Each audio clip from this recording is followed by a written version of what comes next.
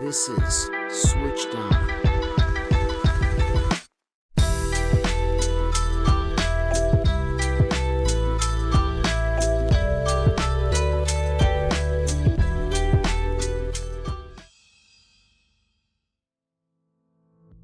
Hello and welcome back to the Switched On podcast. This is your host, Akshay Koti Bhaskar, and for those of you who are new, this podcast is dedicated to those who find themselves struggling with the ominous task of choosing a career. Regardless of whether you're one of those people or not, and if you would like to ease the process of figuring out what career is truly right for you, or if you would like to simply gain a more knowledgeable and informed perspective, look no further.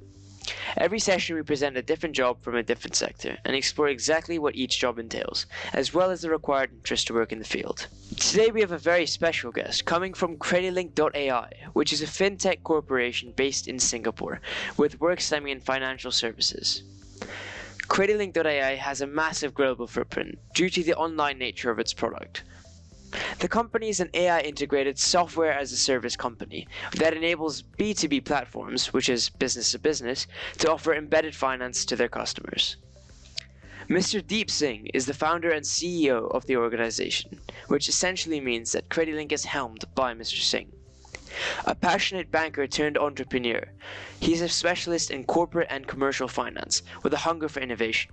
He was previously Chief Capital Officer at a US $1.3 billion private credit firm and left behind his corporate career to start CrediLinq. He was educated at Harvard Business School, among other universities, where he attained his bachelor's and master's degrees. Welcome, Mr. Singh, and thank you very much for being here today on this podcast. It's a great pleasure to have you here. Thank you for having me. No worries. To start with, Mr. Singh, I think the listeners are probably most curious as to why you do what you do. How did you initially become interested in this field of profession? It's a tough question because what really needs to be qualified is I'm 39 years of age, Right. and I've had the experience of doing a number of different things prior to landing up where I've landed up. So I do it because I've learned a tremendous amount over my 19 years of working, and that's come from having worked in Australia, in Singapore, studied in Australia, spent time in the US, but then meeting a tremendous amount of people during that period across different industries and different sectors. And I do what I do because I thought that there was a market opportunity and a gap. And the business that we've created today at CrediLinq.Ai was a culmination of understanding what that gap was and how we could really tackle some of those challenges and issues. So, coming back to your question, I do what I do because I discovered a small niche that we think we could really add value to. And that niche has continued to grow year by year, which means that the market opportunity is scaling. So the total addressable market that we can tackle for our business is getting wider and larger. Right. And that's pretty exciting. Well, yeah, I'd agree. That's very exciting. Could you tell us a bit about yourself, such as your interests and general hobbies and skills? Sure. So on the personal side, I'm a boy born in India. I was 4.5 when my family migrated to Melbourne, Australia. Spent 22 years of my life there, did most of my schooling and education. Got a bachelor's in international business, majoring in finance. I've got a Juris Doctor law degree. I then spent a couple of years flying in and out of Boston, where I did my MBA. And, that allowed me to start having a bit more of a global mindset, which again prompted me to think, how do I start doing something different, something new in a different market? So my interests are really around traveling and seeing the world. And when I had the opportunity of studying abroad as well as traveling, I thought, why not take advantage of a career move overseas as well? So I'm a father of 3, married for 13 years, well settled and really happy with life. I think ultimately, when I reflect back on who I am, I'm someone who likes to explore new ideas, explore different places, and of course, meet amazing people along the way. Of course. Can you provide a brief personal overview of your job and the role you play within the organization? Sure. So I'm the founder and CEO of CrediLinq.Ai.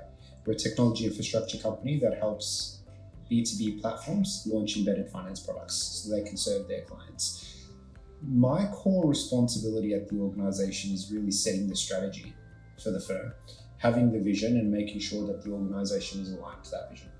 And that involves a lot. Now, I summarize it pretty simplistically, but that includes hiring the right people, not just from an experience perspective, but from a mindset and cultural perspective.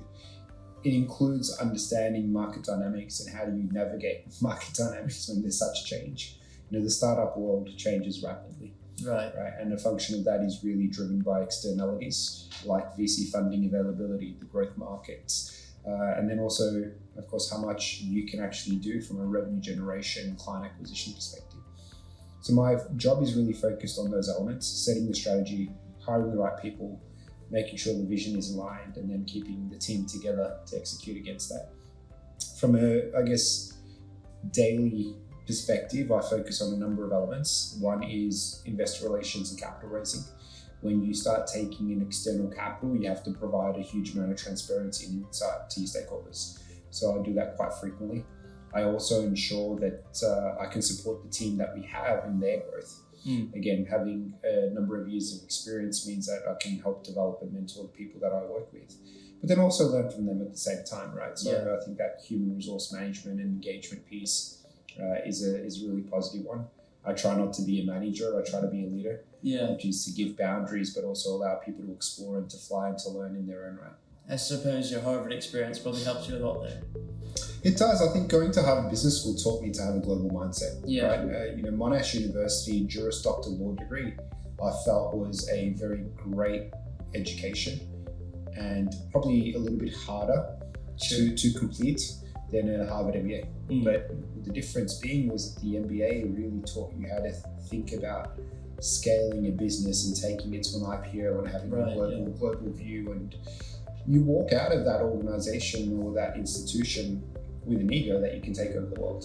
And I think that's where it's bred so many successful entrepreneurs, because they've disrupted so many different verticals and so many different industries, because they've almost been groomed to think along the lines that, hey, you've just been equipped with all of this information from this fine institution that's been around for 380 years. Now it's your time to actually make a difference and to make change. So I think a part of it has been spending time overseas and spending time in that institution to really take advantage of global opportunities. You mentioned your company CrediLinq.Ai and its products in embedded financing. Could you tell us a bit more about your company and its business model in general? Yeah, sure. I think the most significant or the largest technology infrastructure company or startup that I can think of is probably Stripe. Right? They help e-commerce platforms and orchestrate payments globally. And that's in effect what we do. If you want to launch a loan product within your payments platform, within your e-commerce platform or procurement supply chain platform, then we're the right choice for you, which is effectively allowing us to access transactional data, understanding what that transactional data is saying between your buyers and sellers on the platforms that you have, and how you can actually launch a loan product. Now, ultimately what we're trying to do is launch a financial product for the platforms we work with. We're fully white labeled, which means it's their brand and it's their image. But we can launch a product on these platforms in a matter of weeks without having to spend millions of dollars to do so. Nice. How and when did you come up with this fantastic idea for CrediLinq and the services it offers? Yeah, look, I think a function of it is getting started and then making change and adapting to the opportunity. So it wasn't that I sat down for a day or a week or a month and came up with this ingenious idea. It was really about developing the thesis that there was an opportunity to help platforms launch financial services. Within that financial services, you have payments and then you have lending. And then of course there's others like insurance and alike. I wanted to play in the lending space because I thought private credit was a market that I wanted to take advantage of. It was also where my experience came from. And then as we launched the business just over two years ago, it's evolved and it's an iterative process where people share lessons and learnings, companies share lessons and learnings, and you adapt and change to what it is today, which is the accelerant for an embedded finance user experience in the platforms we work with. Nice. Speaking of your role, once again, could you share any specific projects or assignments you've worked on recently that highlight the nature of your job? Yeah, that's a tough question because I think ultimately hiring is one aspect where we just brought in two people, one in a growth commercial role and another one in a product role. Right, going through that process of selecting people, bringing them on board, making sure they're feeling part of the organization, integrating them in and allowing them to add value I think that's one aspect. In terms of projects, I'd say we completed our seed investment round where we raised just under $6 million US. Wow. And that was really driven by engaging investors and showcasing the business that we've developed, the team, the idea, the concept, and the growth opportunity. So I'd say that that's a good example of my day-to-day job that I kind of touched upon earlier, which is how do you engage with your stakeholders to get an outcome that is a success and of course a catalyst for growth. Another one I'd probably say is tackling new markets, right? So we recently put in place business development teams in Spain as well as UK and Ireland, the US, to start mapping those markets and understanding what the opportunity set is. And that's a function of ensuring you have all of the data points as well as understanding how business is done in those markets as well as who the clients are before you go and spend tens and thousands, hundreds of thousands of dollars to go and set up teams in an offshore location. So, that's another project that helps de-risk the business going forward. Sure. Your company is based on the growing need for fintech and embedded financing, and I'd also believe you have an AI integrated system. How do you think that AI and rapidly developing technological advancements will impact the future of your field? Yeah, look, obviously there's a lot of hype around AI right now. I think ChatGPT has brought to the forefront what generative AI can do and its capabilities, but the truth is it's not new. Yeah, sure. Right? AI and machine learning and neural networks, and this stuff has been around for a long time. It just gets wrapped in a very different name every generation, right? So, when it was machine learning and then, data science, and then of course AI more recently. The good news is that computing power has improved so much. Data sets have become so vast that you can now build solutions that couldn't be conceived 15 or 20 years ago. Now, with that in mind, generative AI, which is based on large language models, can answer questions, but it can't do math very well. Right. So what we've done is we've taken large data sets and said, how do we create prediction? So we talk about predictive AI, which is when you look at historical relationships between buyers and sellers, whether it's on e-commerce or people making payments for businesses to each other, how does all of that historical information translate to some degree of prediction on how they would perform if they had a loan and could they pay it back?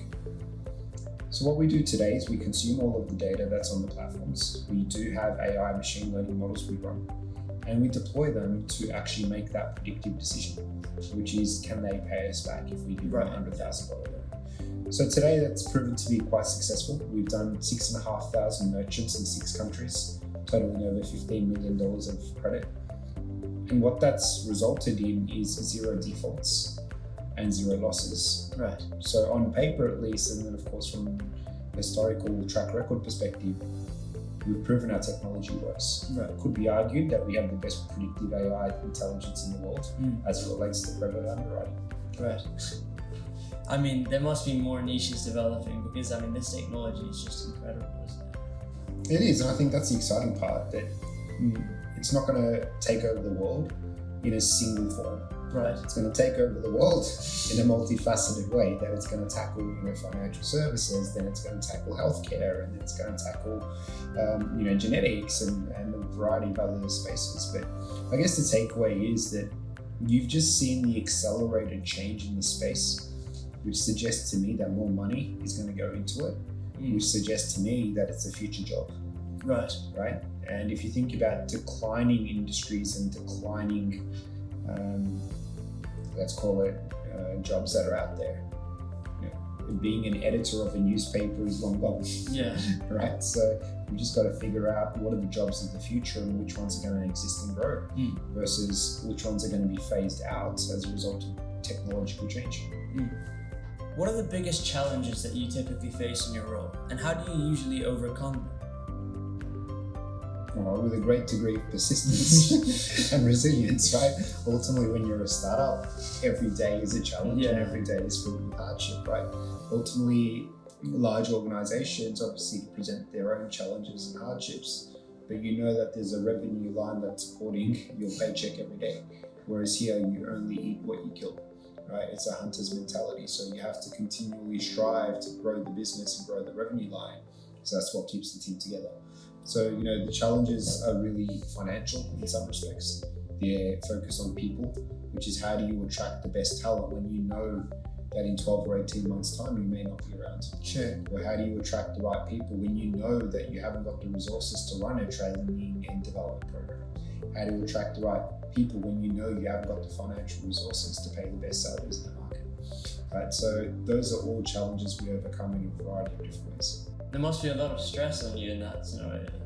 That's true, it is. But if I look at what I enjoy doing, I wouldn't change it. Right. I really, really enjoy That's what good I to do hear, every yeah. day. So it comes obviously with an immense amount of stress, but I think having a team that allows you to share some of that stress and then of course take on much of the workload, it becomes easier and easier. On the flip side, are there any particular aspects of your job that you find especially rewarding or fulfilling? It's a great one. I'd say it starts with making a difference.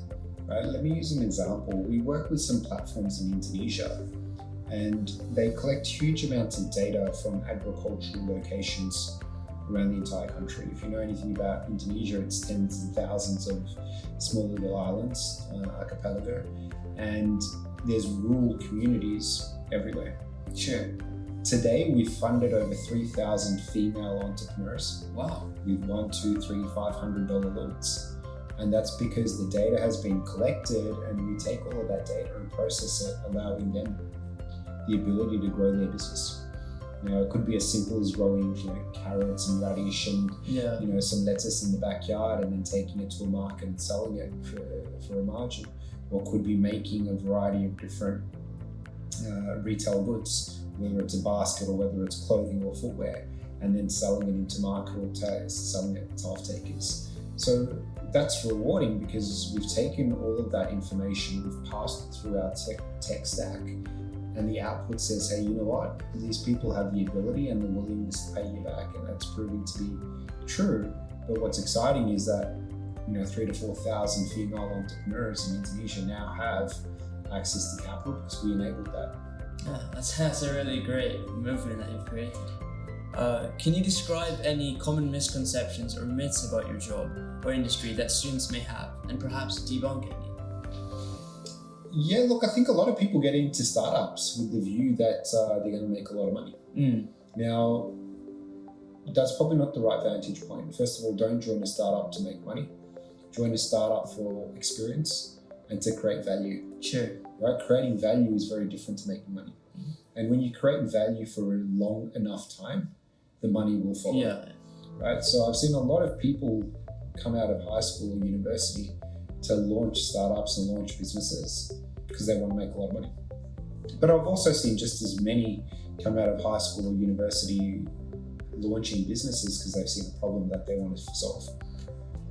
And that problem that they solve has enough value that can be created over time that they make a lot of money out of it. Okay. So I say the main misconception is that you can get rich quickly doing a startup. You can, but the percentages are significantly low. Right. I'd say the next one is startups are for everyone. They're definitely not.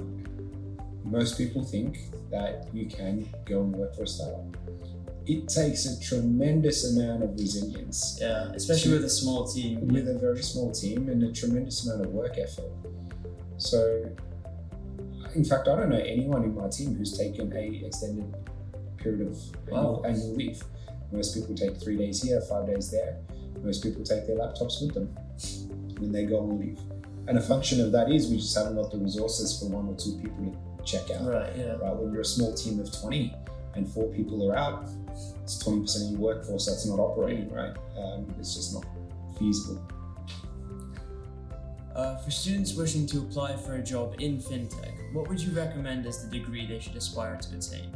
And what would you say to students who are considering a career path similar to yours?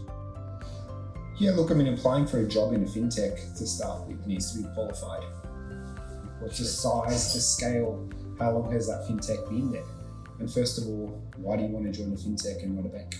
Right. Why not join a technology part of a large financial services company, because the experience, the training and development that you get there is probably going to be pretty good if it has a foundation to start with, whilst you're still exploring what you want to do. Right. So your question is quite definitive in that someone's already decided to go in fintech. I'd just say think wisely before you start doing it. And if you decide you want to work in fintech, pick a large enough organization that's going to give you the support to grow. Now, again, my career's been pretty varied, right? I started at Coca-Cola when I was 20. Wow. I spent 3.5 years there, and then I moved into banking and finance. I spent 10 years in banking across ANZ and Bank of America Merrill Lynch. And I spent 3.5 years at a credit hedge fund. Yeah, that's a pretty diversified. It's very diversified, and I think what I want listeners to take away is that it's okay to jump and change. Yeah. A career is not your life, Sure. right? Which means you're not making that all-important decision that you were thinking, oh my God, I'm 18 years old or I'm 22 years old and I need to decide what I'm going to do for the rest of my life.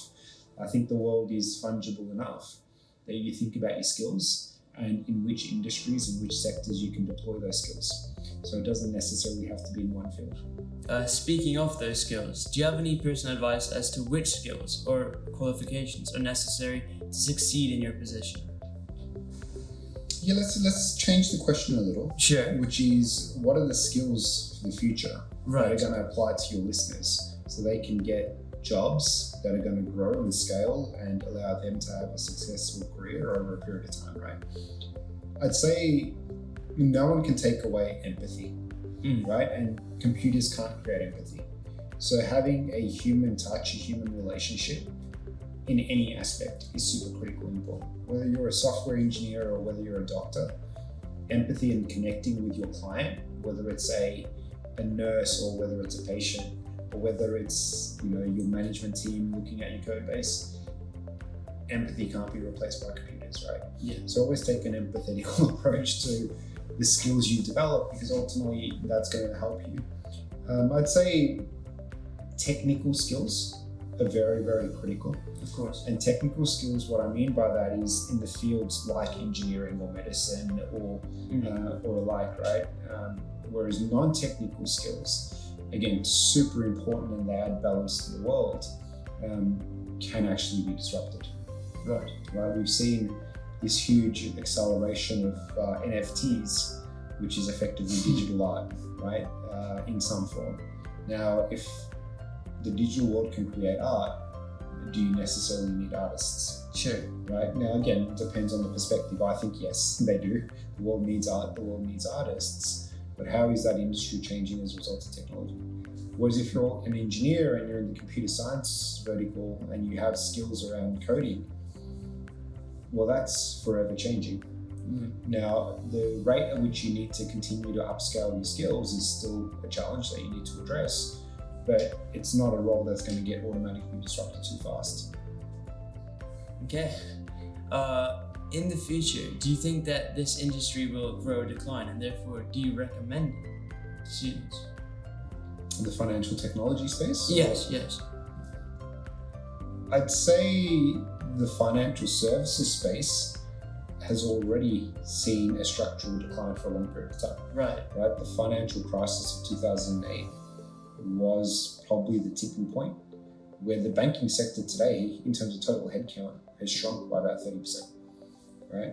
And the profits, still respectful and great, aren't as lucrative as they used to be. Right? So I think a career in banking is in structural decline. Right. Whereas the financial technology space is seeing huge tailwind. Okay. So there's an acceleration of growth, because the fintechs are actually ones eating at the heels of large incumbent banks. And I think that's super exciting. So I would say it's an industry and a sector that's primed for growth.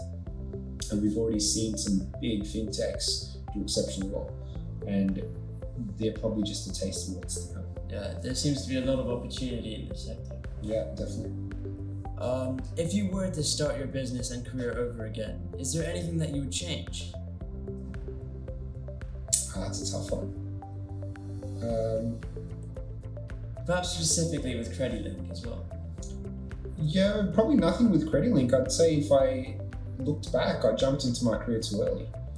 At 20 years of age, what I should have done is taken a couple of years longer in education, taken a couple of years of traveling and seeing the world, and then started my career. So I think a function of the question is really, do I have any regrets? Probably not, but I think what I'd change is not rushing into a career, because you can still learn a tremendous amount by not jumping into a job. Right? Understand the world, understand your place within it, and then go down the path. But definitely, I wouldn't change anything with respect to CrediLinq. It's been an amazing experience. So. Moving to the future of CrediLinq now, where do you see yourself and your company in 10 years? Again, that's a tough question, because my vantage point is probably a little bit changing so much, right? I don't look out that far. Sure. Right? If I can look out 1, maybe 2 years, that's sufficient enough. Okay. The reason for that is this constant change.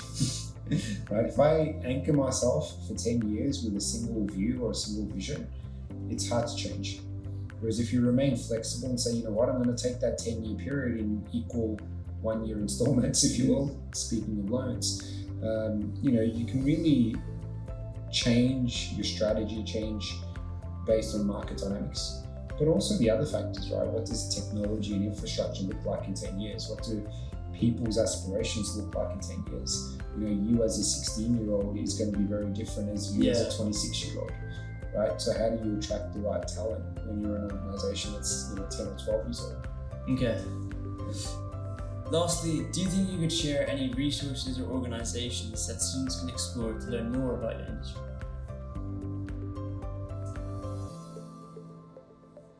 Yeah, it's a good one. I think, the podcast you put together is a great example. Thank you. Of people who are, wanting to explore and get the message out. Now, there's some great podcasts out there. Again, it depends on what you want to pursue. There's the Ivy podcast that really looks at leaders from global companies. There's, again, for us, the Asian Tech podcast here in this region is very popular as well. So I'd say podcast is a good way to learn and understand what people are saying, what they're doing in the industry. I'd say go to venture capital websites.